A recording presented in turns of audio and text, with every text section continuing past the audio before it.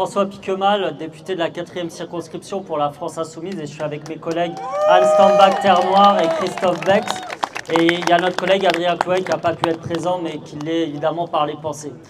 Il se trouve qu'il y a un mois, quasiment jour pour jour, j'étais à l'aéroport du Caire, et c'est là que j'ai rencontré Khaled Ben Boutrif, qui est ici, qui est médecin, qui a officié à Gaza avec d'autres personnels sanitaires dans l'ONG Palmed, et qui nous a livré son témoignage encore récemment à la Bourse du Travail, que je remercie, et je remercie la CGT, la FSU et toutes celles et ceux qui ont organisé cet événement et cette manifestation aujourd'hui. La situation qu'on a pu observer dans la délégation parlementaire dans laquelle j'étais il y a un mois, c'est une situation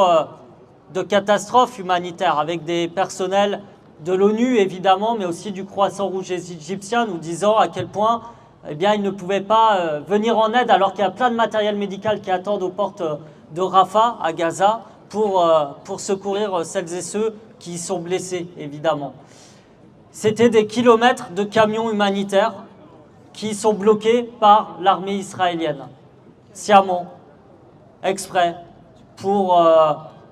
continuer l'œuvre qui a été mise en cours et qualifiée par la Cour internationale de justice de risque génocidaire en ce moment même à Gaza, avec plus de 30 000 morts. Les chiffres macabres, vous les connaissez. Et c'est aussi des familles, et j'ai pu en rencontrer à l'hôpital qui est proche de Rafah, qui sont obligés de faire des stratégies de survie dont on a peine à imaginer les conséquences psychologiques qu'elles peuvent avoir. J'ai pu discuter avec une mère de famille qui a perdu 2 de ses filles déjà. Il lui en reste 2 qui sont à Gaza, elle ne sait pas où. Et elle nous racontait qu'en fait, la famille s'était dispersée le plus possible dans la bande de Gaza pour espérer qu'une partie de la famille puisse survivre aux bombardements qui sont en cours de la part du gouvernement d'extrême droite israélien. Cette situation n'est pas tolérable, évidemment, est inacceptable, et tous les gestes qui peuvent être faits, notre manifestation aujourd'hui, les gestes parlementaires, on n'arrête pas de poser des questions au gouvernement, et notamment pour que la France cesse définitivement de livrer des armes, quelles qu'elles soient, petits composants ou pas, on s'en fiche, au gouvernement israélien, parce que non, il n'y a pas de possibilité de soutenir, même par un petit boulon, ce que fait ce gouvernement d'extrême droite à l'heure actuelle en Palestine. Bravo. Alors on se trouve à quelques jours malheureusement d'une offensive qui est annoncée par Netanyahou, où on a 1,5 million de personnes à qui on a dit d'évacuer vers le sud de la bande de Gaza, vers Rafah, et aujourd'hui qui se retrouvent menacés d'une opération qui risque d'être une opération, disons les mots, de nettoyage ethnique dans la bande de Gaza. Et qui sont coincées là parce qu'elles sont prises dans un dilemme entre fuir à tout prix ou rester sur leur terre, parce que oui, Gaza est leur terre, c'est là où elles sont, et c'est là où elles ont le droit de retourner, où elles devraient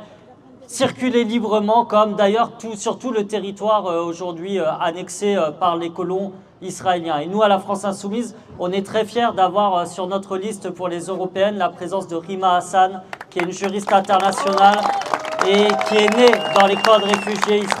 palestiniens et qui sait à quel point il y a cette difficulté-là et de porter cette question-là. Et de la même manière, localement, nous avons demandé au maire de Toulouse, dans une lettre publique, qu'il y ait un jumelage, c'est une vieille revendication qu'on a, avec Ramallah, et que le Capitole, comme il l'a été au moment du 7 octobre avec le drapeau israélien, soit éclairé aux couleurs du drapeau de la Palestine pour que notre ville signifie un soutien clair et sans équivoque au peuple palestinien qui est en train de se faire massacrer actuellement à Gaza. Alors je vais pas être plus long et finir par un poète que j'aime beaucoup, qui s'appelle, et que vous connaissez tous, j'en suis certain, Mahmoud Darwish, et qui disait et la terre se transmet comme une langue. Et je voudrais dire que notre langue à nous, c'est celle du cessez-le-feu, de la justice, parce que c'est la seule qui peut amener la libération des otages aussi, d'ailleurs, et construire une paix juste et durable entre les peuples et arrêter le massacre en cours de l'armée israélienne à Gaza. Voilà, je vous remercie.